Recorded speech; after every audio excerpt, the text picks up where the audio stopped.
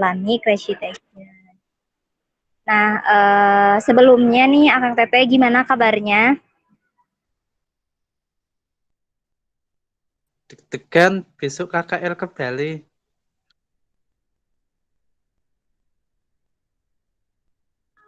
Sebelumnya silakan Akang Teteh bila yang tidak ada gangguan dengan sinyal, mangga boleh di on kamerakan.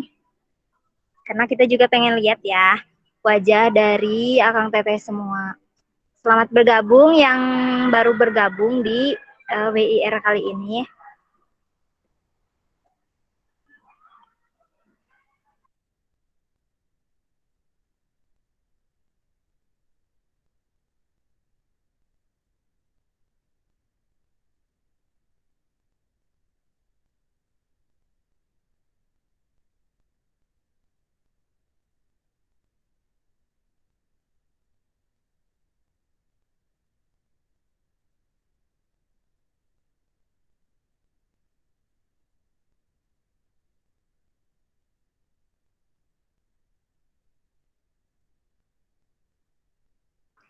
Nah, seperti biasa ya, Akang Teteh semuanya kembali lagi di pertanyaan-pertanyaan yang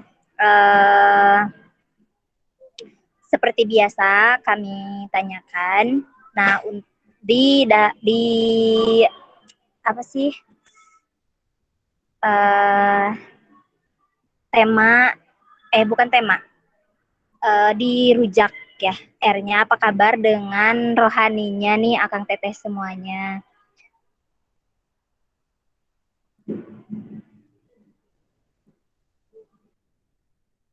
Sebelumnya, apakah suara saya terdengar jelas? Terdengar jelas, Tenovi. Baik. Nah, apa kabar dengan kondisi rohaninya sekarang, Akang Teteh semuanya? Alhamdulillah Teh masih terus meningkatkan untuk kabar rohaninya Teh. Baik, alhamdulillah.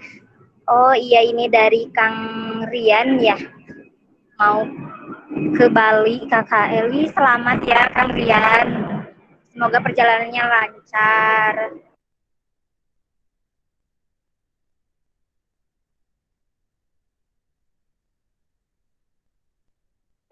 Nah, baik, untuk selanjutnya apa kabar dengan kondisi keuangannya nih, gimana pada minggu ini atau hari ini Akang Teteh semua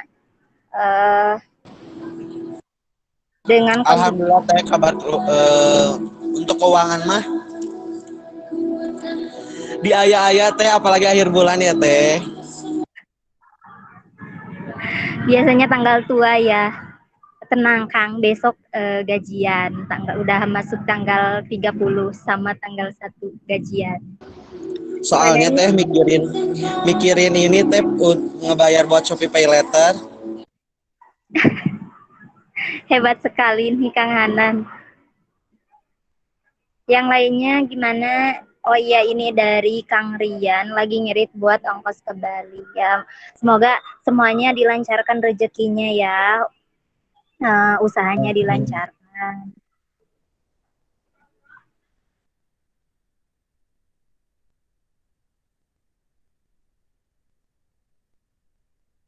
Baik, untuk selanjutnya apa kabar dengan kondisi jasmaninya nih Akang Teteh?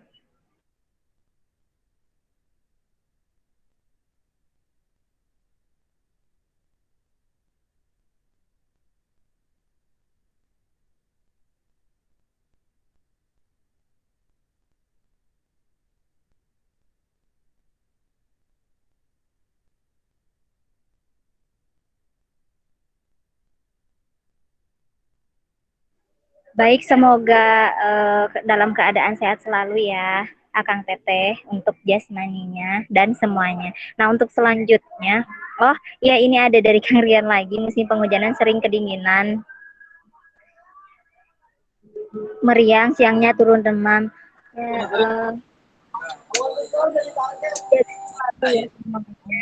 Ya, karena sekarang lagi musim pancaroba, mungkin ya untuk sebagian orang perlu adaptasi di musim hujan. Jaga selalu kesehatannya.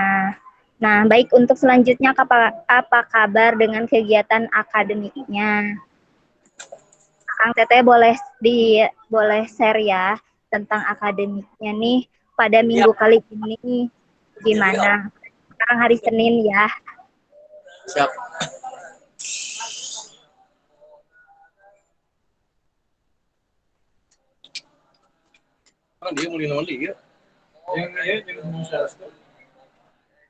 Alhamdulillah Kang Rian mau wisuda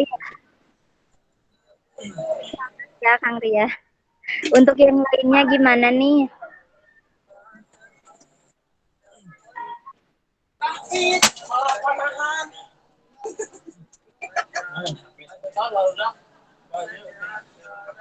Mungkin yang baru semester 3 seperti saya mau habis UTS ya.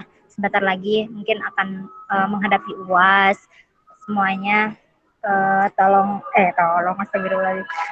Semoga dilancarkan di kegiatan akademiknya. Nah, untuk selanjutnya kabarnya, apa kabar dengan keluarganya Akang Teteh semua?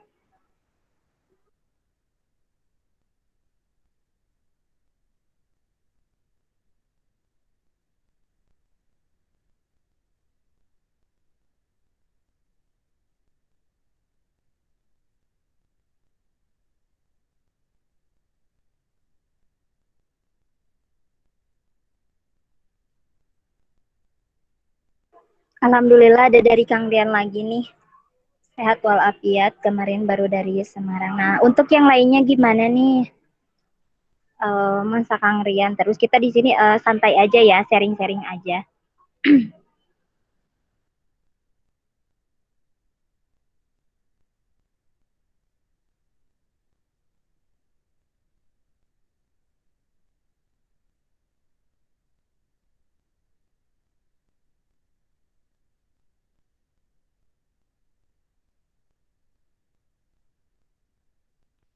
Baik Akang Teteh, karena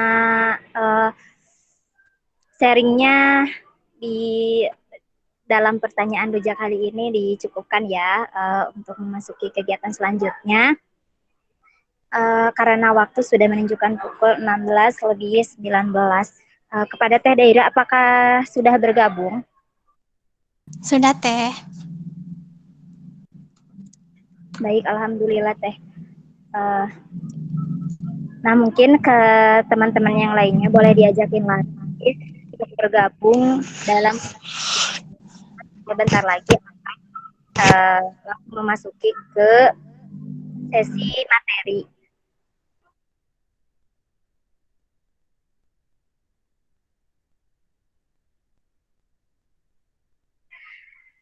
Baik, sebelumnya apakah sudah tahu tema WIR pada minggu kali ini?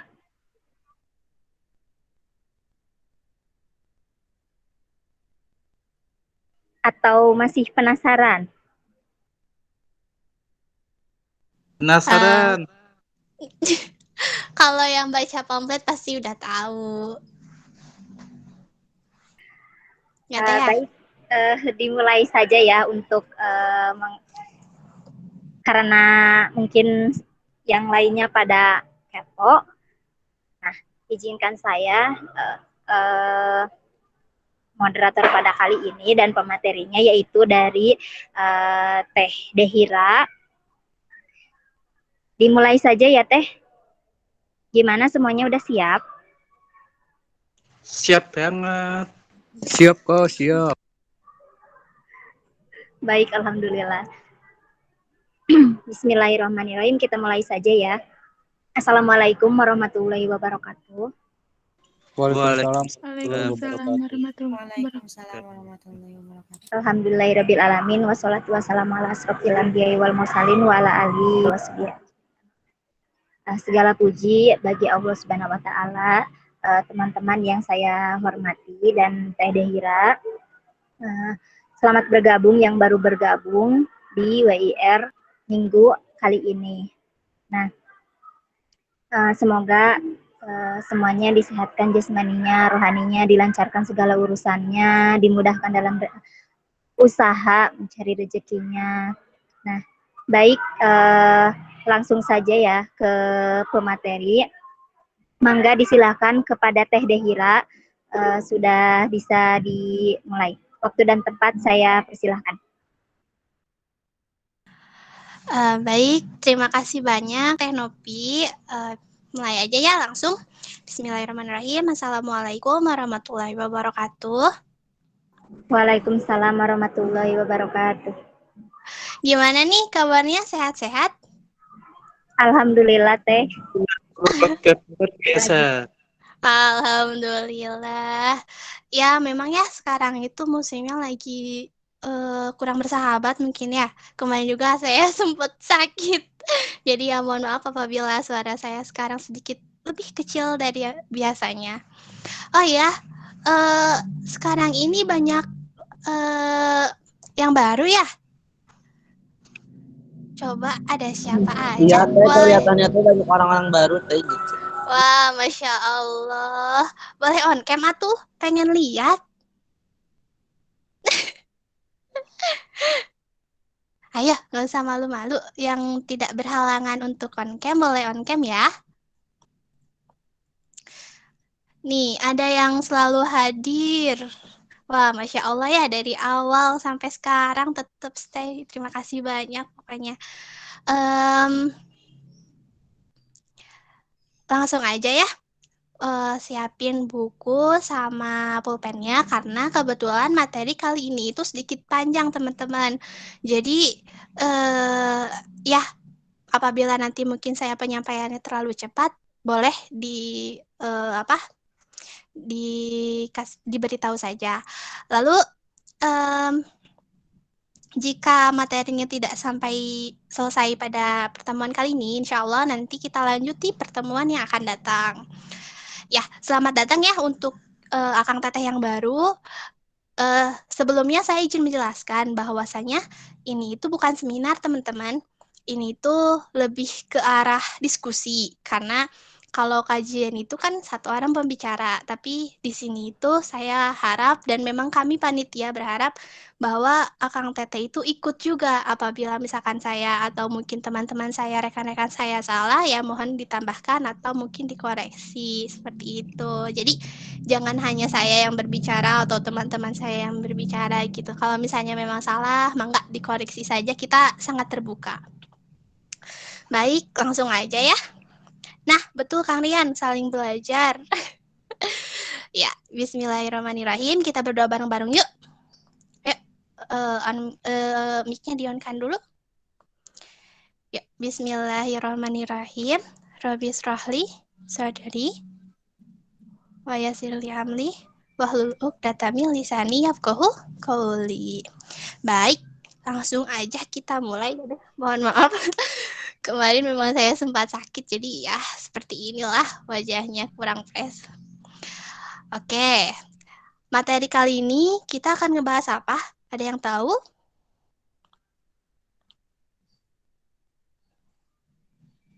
Ayo, nggak usah malu-malu. Ada yang tahu nggak?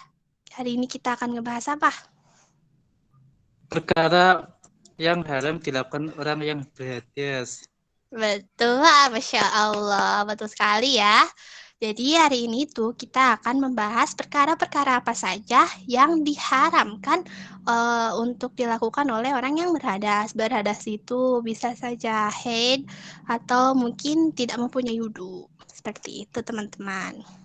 Baik, langsung aja. Udah siap buku catatannya?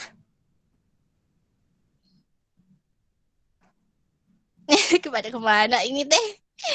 Nanti download di YouTube aja, ada rekaman ulangnya. Oh, boleh. Oh, aman tuh kata Kang Rangga. Ya, langsung aja ya. Jadi, perkara yang diharamkan dilakukan orang yang berhadas atau barang siapa yang rusak atau batal wudunya, maka haram baginya 4 perkara. 4 perkara ya, teman-teman. Yang pertama, yakni sholat. Jelas ya, sholat itu nggak boleh untuk orang yang mohon maaf berhalangan seperti haid gitu. Terus yang tidak mempunyai wudu juga tidak boleh sholat. Yang kedua ada tawaf atau keliling Ka'bah 7 kali. Yang ketiga menyentuh kitab suci Al-Quran. Yang keempat membawa atau mengangkat Al-Quran. Seperti itu. Nah, untuk lebih jelasnya, jadi bagi orang-orang yang telah rusak atau batal wudhunya, maka bagi mereka diharamkan 4 perkara itu. Nah, jelas ya, yang pertama itu kan tadi apa coba? Sholat. Betul. Masya Allah. Nah, salat fardu atau salat sunnah, lalu tawafian ibadah memutari Ka'bah sebanyak 7 kali, baik fardu ataupun sunnah. Yang ketiga itu apa? Membawa kitab suci Al-Quran. Itu yang keempat. Yang ketiga. Itu ada menyentuh tuh. Al-Quran. Betul lah, Masya Allah. Ya, jadi ingat-ingat pokoknya yang pertama itu ada sholat, yang kedua tawaf atau berkeliling Ka'bah, yang ketiga menyentuh Al-Quran, yang keempat membawa Al-Quran. Nah, kecuali nih, ada pengecualian ya teman-teman, jika Al-Quran tersebut terbawa bersama harta-harta kita. Kayak misalnya nih, kita itu biasa bawa Al-Quran, misalkan ya, terus secara nggak sadar, kita bawa, padahal kondisi kita untuk perempuan ya khususnya, sedang halangan. Nah, itu tidak masalah, tapi nanti ketika, kan pasti ya nggak boleh disimpan di belakang tuh, kita minta teman aja untuk misalkan tolong ambilkan ini, terus titip atau kayak gitu. Pokoknya jangan sampai kita menyentuhnya. Seperti itu. Nah, terus pokoknya kalau tidak berniat membawanya atau memang tidak sengaja terbawa, itu bisa dipermaklumkan lah. Lalu selanjutnya, haram bagi orang yang berhadas besar atau junub melakukan 6 perkara. Nah, yang pertama ada sholat, jelas ya, karena memang yang berhadas aja nggak boleh gitu, apalagi junub sholat. Yang kedua ada tawaf, yang ketiga menyentuh mushaf, yang keempat membawa mushaf, ya Al-Quran itu, yang kelima etika atau berdiam di masjid, itu juga nggak boleh. Yang keenamnya itu membaca Al-Quran. Jadi orang junub itu ada 6 ya. Tadi kan yang berhadas itu ada berapa? Ada 4. Kalau yang junub berhadas besar. Jadi kan ada berhadas kecil, ada berhadas besar. Nah, kalau berhadas besar itu ada 6. Sedangkan berhadas kecil itu ada berapa tadi? 4. Betul lah, Masya Allah. Yang lainnya ayo atuh. Suaranya mana? Nggak usah malu-malu. Ya, sampai situ paham? Paham. Paham, Masya Allah. Mudah kan ya? Mudah dipahami maksudnya. Lanjut. Nah, ini nih spesifikasi untuk perempuan yang haid. Ternyata teman-teman ada 10 perkara. Gitu. Jadi yang 4 perkara itu, mohon maaf saya keliru. Yang 4 perkara itu yang tidak boleh tadi itu kan untuk yang tidak mempunyai wudhu. Yang 6 itu untuk yang junub. Nah, untuk yang sedang haid ada 10. Gitu. Nah, yang pertama jelas sholat tidak boleh ya, haram malah. Yang kedua ada tawaf, ketiga ada menyentuh mushaf, keempat membawa mushaf, kelima membaca Al-Quran, keenam puasa, jelas ya, karena yang sedang haid berpuasa pun tidak akan dapat pahala gitu, malah dilarang. Nah, ketujuh berdiam diri di masjid, kedelapan berjalan lewat masjid jika ia takut akan mengotori masjid tersebut. Jadi nggak boleh kalau maksudnya berjalan melewati masjid itu di area teras-terasnya ya. Kalau misalnya masih di luar, mohon maaf, seperti di apa ya namanya, jalan-jalannya mah nggak apa-apa. Tapi kalau misalnya udah menyentuh terasnya kan pasti ada ya gening, kalau masjid itu ada batas suci gening. Nah, kalau misalnya udah di situ, itu nggak boleh. Gitu. Terus ada yang ke-9 itu cerai. Yang ke-10 bersenang-senang dengan istri di antara pusar dan Lutut, mohon maaf, untuk yang udah punya suami ya. Jadi kalau misalnya untuk yang udah punya suami, ditahan dulu, jangan dulu, karena memang tidak boleh. Seperti itu. Paham? Paham. Coba sebutin lagi ya. Tadi kalau yang berhadas kecil ada berapa yang tidak dibolehkan? 4. 4, betul, Masya Allah. Yang berhadas besar atau junub? 10. 6. Nah, siapa yang jawab 10? Ayo. Nah, untuk perempuan yang sedang haid ada berapa? 10. 10. Nah, jadi diingat-ingat ya teman-teman bahwa ada hadas kecil, hadas besar, dan wanita haid. Wanita itu memang banyak karena memang posisinya dia itu sedang benar-benar kotor ya. Dan memang ya bisa kita tahu gitu ya.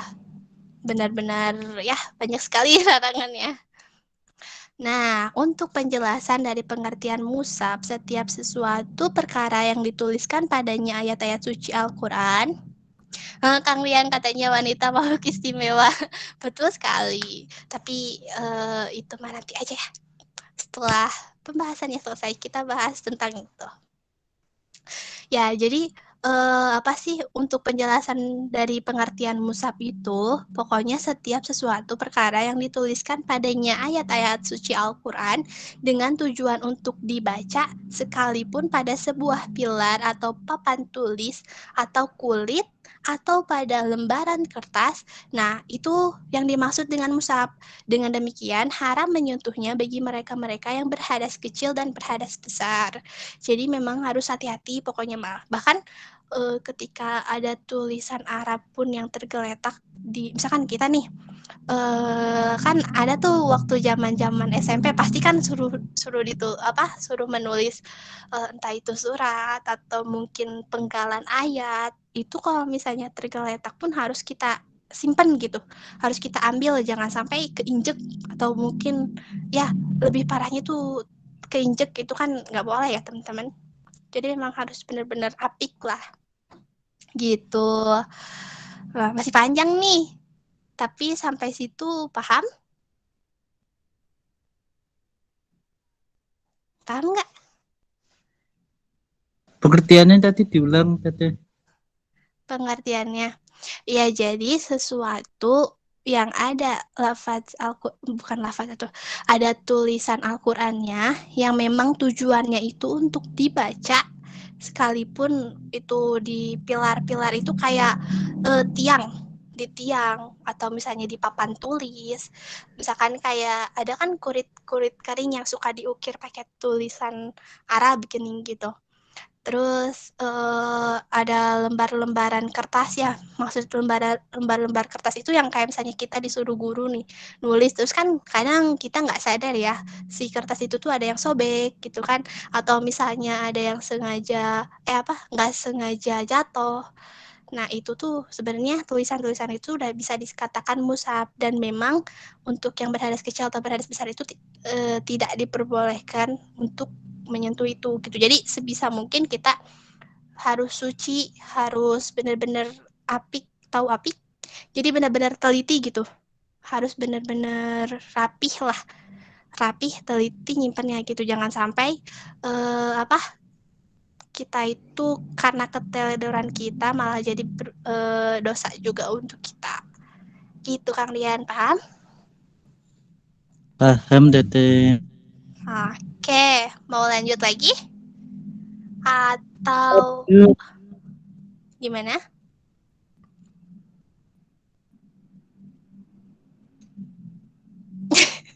Lanjut lagi ya.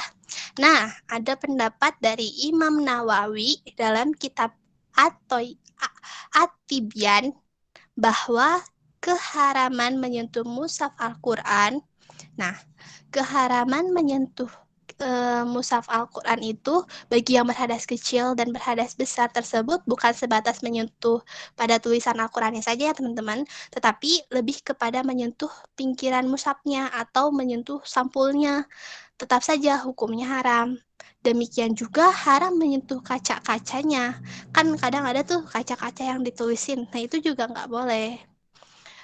Terus dompetnya, kardusnya, bila jenis terdapat mushaf, pokoknya itu nggak boleh.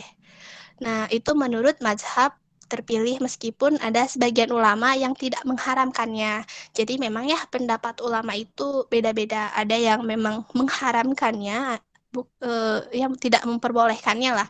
Ada juga yang memperbolehkannya gitu. Nah, um, untuk ketiga poin di atas itu ada pendapat mohon maaf. Ketiga poin di atas yang tadi disebutin itu ya, yang katanya haram menyentuh kaca atau mungkin bahkan pinggirannya itu haram, itu pendapat ini lemah, dan apabila seseorang menuliskan ayat-ayat suci Al-Quran pada papan tulis, maka papan tulis tersebut hukumnya adalah hukum mushaf Al-Quran. Dalam kata lain, haram disentuhnya papan tulis tersebut bagi yang berhadas kecil dan berhadas besar, baik tulisannya sedikit atau banyak. Bahkan sekalipun sekedar sebagian ayat Al-Quran dengan tulisan-tulisan tersebut untuk bahan bacaan, tetap saja haram disentuhnya. Tapi ya balik lagi ya teman-teman, karena memang banyak sekali pendapat ulama itu yang kadang, yang memperbolehkan, ada yang memperbolehkan, ada juga yang memang tidak memperbolehkan. Cuman kita di sini itu membahas pendapat dari Imam Nawawi ya, yang mana Imam Nawawi berpendapat bahwa tidak boleh gitu, haram hukumnya menyentuh itu. Nah, lanjut, apakah kitab fikih termasuk mushaf menurut ada yang tahu nggak kitab fikih itu termasuk mushaf apa enggak? Ayo, ada yang tahu nggak? Bingung ya? Oke, langsung aja lanjut ya. Nih, menurut Imam Nawawi, apabila orang yang berhadas kecil atau berhadas besar seperti junub, haid, juga nifas, kemudian mereka menyentuh kitab fikih dan selainnya, tetapi di dalam kitab itu tuh ya terdapat ayat-ayat suci Al-Quran, atau menyentuh kain baju yang terdapat sablon ayat suci Al-Quran, atau menyentuh uang logam dirham, dinar yang bercapkan ayat Al-Quran, atau menyentuh dinding yang terdapat tulisan Al-Quran, atau menyentuh makanan ringan seperti roti yang bungkusnya ditempelkan tulisan ayat Al-Quran. Karena memang banyak banget ya teman-teman barang-barang di sekitar kita yang bertuliskan lafaz-lafaz Al-Quran, bukan lafaz atau ayat-ayat Al-Quran gitu kan, pasti ya nggak sedikit gitu, nggak jarang kita menemukan hal-hal tersebut. Nah, itu maka dalam konteks seperti itu menurut madhab yang sahih dibolehkan menyentuhnya, sebab itu semua tidak termasuk dalam kategori mushaf Al-Quran dalam masalah tersebut. Namun ada sebagian ulama yang mengharamkannya juga. Jadi tetap ya teman-teman, masalah menyentuh sesuatu yang ada tulisan ayat Al-Qurannya itu memang banyak sekali pendapat, ada yang memperbolehkan, ada juga yang mengharamkan, tergantung kita mau ngambilnya pendapat ulama yang mana gitu, karena memang pendapat ulama itu bisa dibilang tidak ada yang salah ya, karena memang mereka juga mengkaji lebih dalam gitu. Udah pusing? Apa masih kuat nih? Bersih olah, oke. Gimana? Masih panjang loh ini. Lanjut nggak? Apa udah segitu dulu, nanti kita lanjut minggu depan?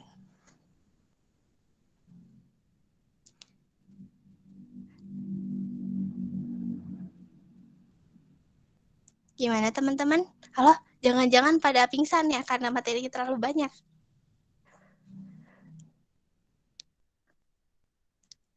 Teman-teman. Oke, Kang Rangga katanya lanjut. Yang lainnya gimana? Masih kuat? Materinya masih panjang. Lanjut? Oke. Oke, siap ya. Resiko tanggung sendiri. Ya, memang masih panjang ini materinya. Sedikit lagi katanya. Ya, jangan dipaksakan ya teman-teman kalau memang karena kan yang namanya kita belajar itu sedikit-sedikit tapi memang kita paham gitu. Jangan sampai kita belajar banyak tapi kitanya nggak paham. Gitu. Lanjut ya. Tadi tentang kitab fikih itu termasuk mushaf mushaf dan boleh disentuh atau enggak menurut Imam Nawawi. Selanjutnya ada menurut Qadi Abu Hasan Al-Mawardi.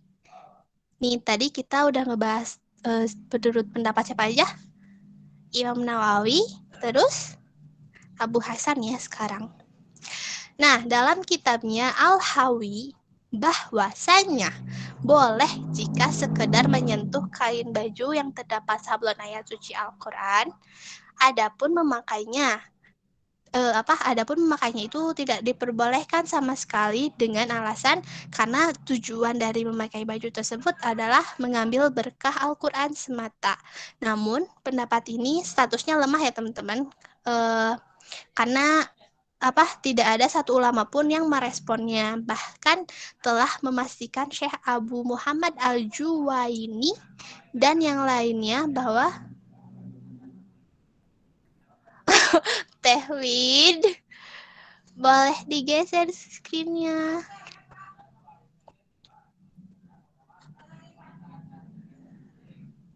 Bentar ya.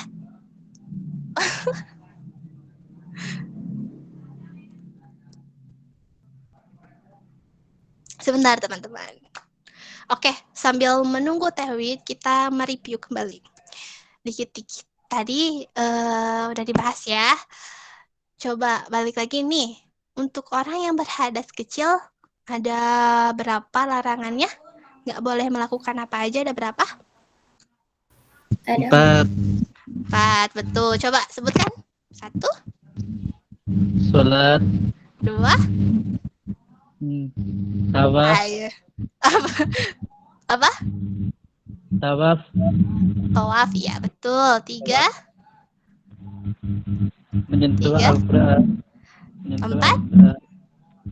Membawa Al-Quran. betul, Masya Allah. Yang lainnya kemana? Ayo suaranya keluarkan. Gak usah malu-malu, sok aja. Kita kan di sini sama-sama belajar ya. Namanya berdiskusi. Ntar kalau misalnya saya salah, sok aja, nggak apa-apa, benarkan gitu ya. Koreksi aja nggak apa-apa. Saya sangat berterima kasih kepada Kang Tete yang membenarkan. Lanjut, untuk yang head ada berapa?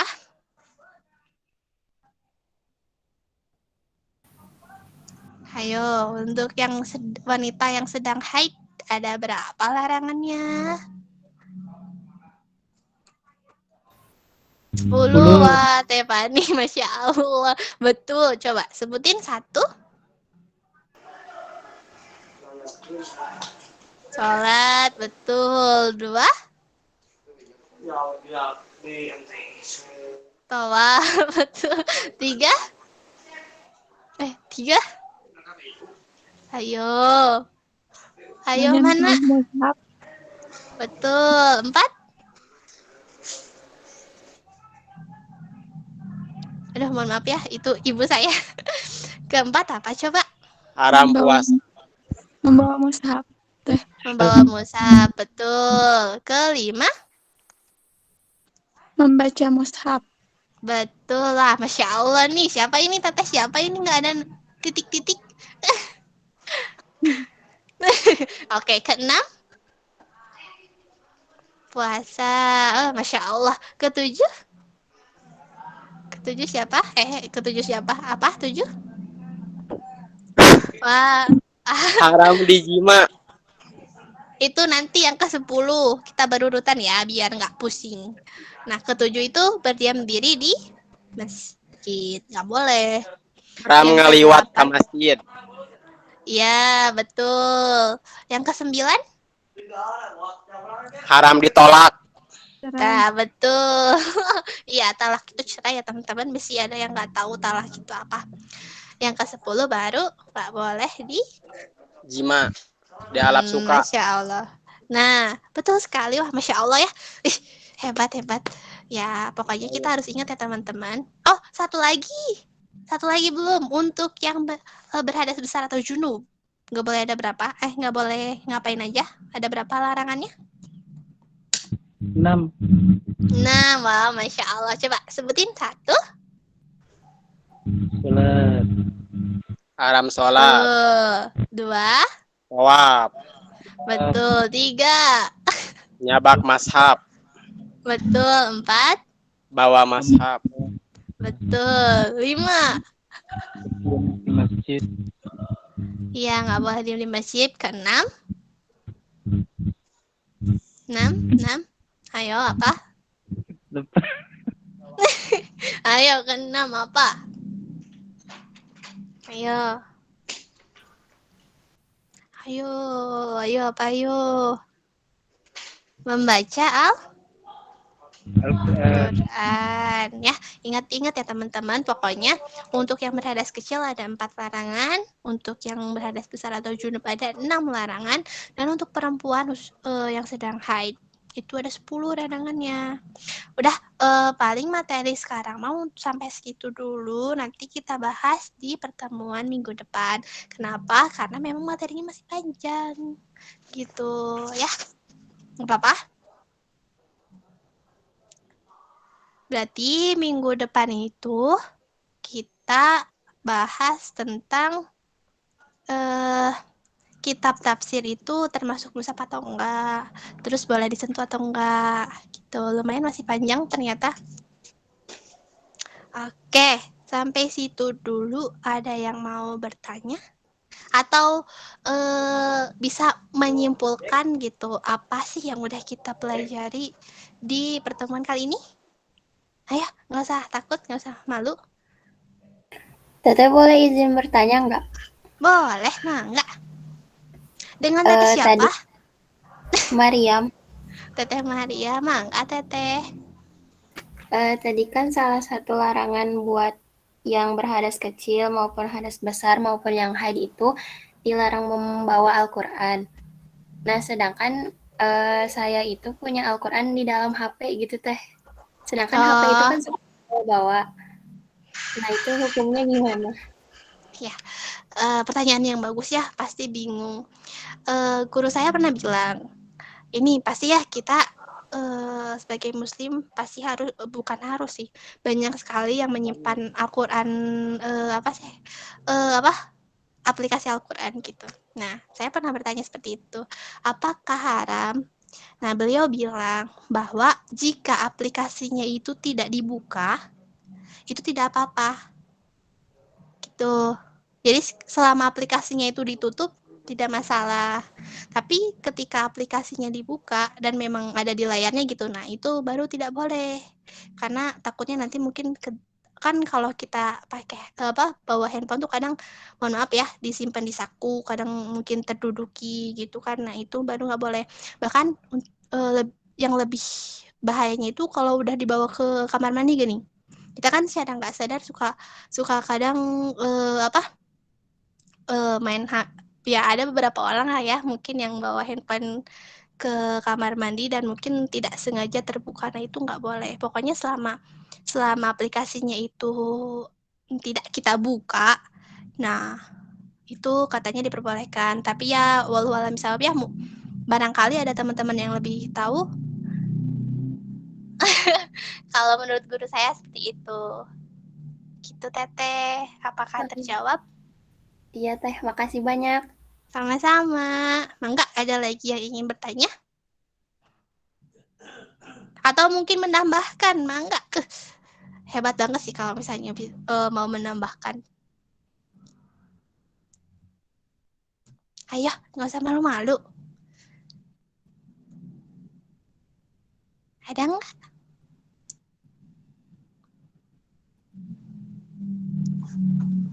Ayo.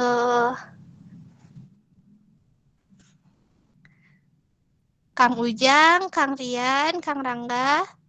Mangga atuh. Si ada yang mau ada yang mau ditanyakan? Kang Ilham, Teh Mini. Mangga. Kang Torik, Masya Allah ya, stay terus dari awal. Ini teh ada dari Kang Rangga. Oh, mangga. Sebentar. Mangga Kang Rangga, boleh on cam sama on mic.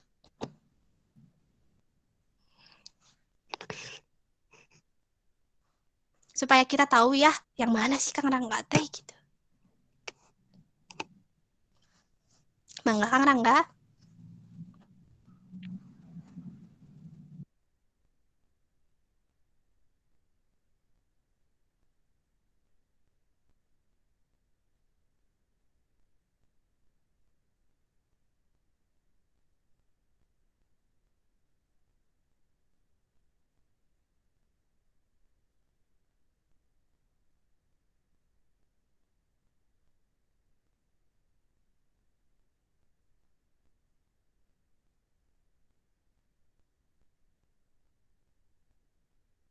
Baik, wah Masya Allah sekali ya.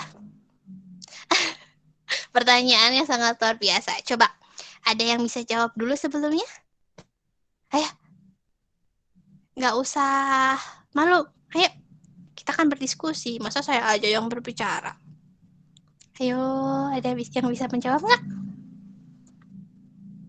Atau mungkin ada yang mau bertanya lagi, boleh biar sekalian.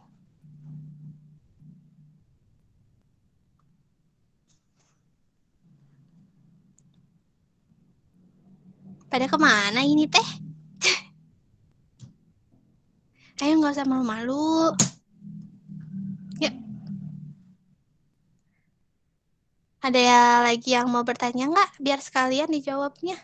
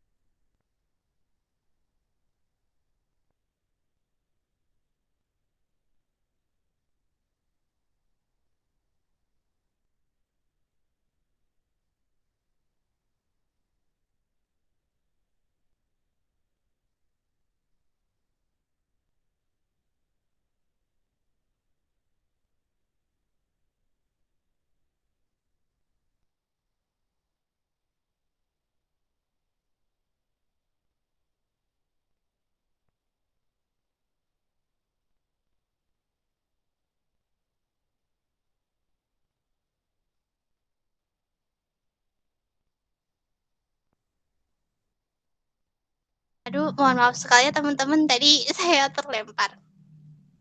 Baik, pertanyaannya tadi itu, boleh diketik ulang? Nggak ada soalnya. Nggak, on mic aja tuh. Mangga.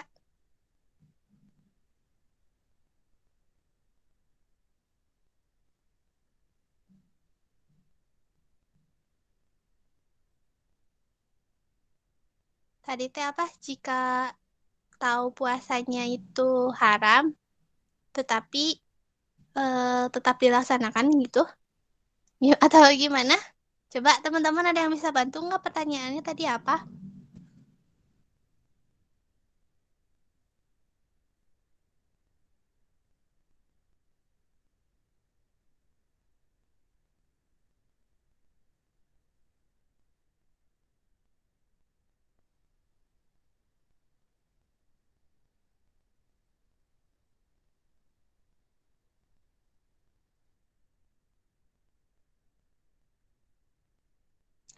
Baik, izin menjawab ya teman-teman.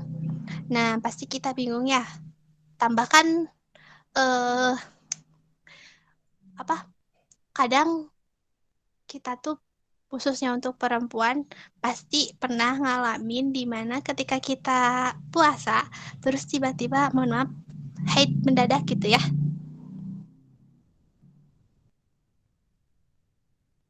Oh, ini ada jawaban dari Kang Rian, katanya hukumnya dapat pahala teteh karena terhitungnya sudah niat menurut pengetahuan saya gitu. Nah, tapi kan kita udah tahu itu haram. Maksudnya kita udah tahu puasa kita itu tidak boleh dilakukan. Ya, tapi kita tetap memaksakan gitu. Nah, kalau menurut guru saya waktu itu katanya puasanya itu gimana ya? Boleh, tapi tidak ada pahalanya. Kayak hapa gini. Nah, kalau misalnya perempuan, nah balik lagi ya, perempuan itu kadang suka tiba-tiba misalkan baru udah mau maghrib terus tiba-tiba haid gitu. Nah, itu puasanya gimana? Tetap itu puasanya batal dan tidak ada pahalanya gitu. Makanya nanti harus dikodo. Nah, lain halnya kalau misalnya mohon maaf nih laki-laki ketika puasa terus mohon maaf sekali keluar air mani misalkan gitu, tapi tidak sengaja. Nah, itu hukumnya tidak apa-apa tapi harus adus. Kecuali kalau misalnya beda halnya kalau kalau ternyata si mohon maaf air mani itu dikeluarkan secara sendiri gitu. Maksudnya dipaksa, bukan sendiri sendiri maksudnya oleh oleh itu oleh dianya gitu. Bukan secara Sendiri. iya, pokoknya paham lah ya. Nah, Enggak. kalau memang iya, pokoknya seperti itu. Kalau memang dipaksakan, itu baru nggak boleh. Hukumnya puasanya batal. Dan memang harus dikodo nanti. Gitu, Kang Rangga. Apakah terjawab? Jadi, kalau misalnya kita udah tahu puasa kita itu tidak diperbolehkan, sebaiknya ya udah berhenti aja. Tapi kalau untuk menghargai orang lain dengan cara kita ikut berpuasa tapi di belakang tetap makan itu nggak apa-apa. Karena kan memang kita aja perempuan gitu. Kalau misalnya mohon maaf sedang halangan, ya kita tetap ikut berpuasa, tetapi ya memang ada jam-jam tertentu kita memang harus makan ya, karena nggak boleh memaksakan kesehatan, bukan gitu, nggak boleh maksain sampai kelaparan, hukumnya malah nanti mudarat, nggak boleh, karena kan nyiksa diri kita, seperti itu Kang Rangga. Jelas Kang? Apa ada yang mau nambahin? Mangga, bisi pendapat saya, bukan, bisi jawaban saya kurang tepat atau salah. Ini pada on cam semua, nggak seru, coba tuh. On cam, off cam semua. Coba on cam, ayo, saya pengen lihat wajah-wajahnya. Yang mana aja, Masya Allah. Ayo, teteh-tetehnya. Ayo, nggak usah malu-malu atuh. Kang Ujang, Kang Rian. Ayo, ayo on cam yuk. Wah, Masya Allah, tahu cantik banget. Iya, sebentar. Oh, Teh Nopi katanya izin apa off cam si Joncen aku kurang bagus, nggak apa-apa. Ada lagi pertanyaan nggak sebelum kita tutup? Atau mungkin ada yang mau nyimpulin nih, apa sih yang sudah kita bahas di pertemuan kali ini? Ayo. Tuh kata Teh Nopi cenah ayo yang jaringannya bagus pada on cam. Ya ntar kan ada di YouTube Hima Esa. Ntar bisa ngeliat nih wajah Kang Rian kayak gimana, wajah Teh Lutfi kayak gimana. Ya. Ayo. Nggak ada pertanyaan lagi. Saya pengen satu orang dong nyimpulin tadi itu kita udah ngebahas apa aja secara garis besarnya. Kalau misalnya ada yang mau secara detail boleh banget. Siapa? Teh Aul, Teh Aul? Mau Teh Aul? Atau Teh Lutfi? Masuknya telat teteh jadi nggak tahu semua. Nggak apa-apa. Yang Teteh Aul tangkep aja. Enggak. Ayo, nggak usah malu-malu. Ntar ada kejutan loh di akhir pertemuan kita. Ayo, gimana? Atau Kang Ujang? Gimana? Atau Teh Mini? Teh Mini mau nyimpulin Teh? Ayo tuh nggak usah malu-malu. Biar teman-temannya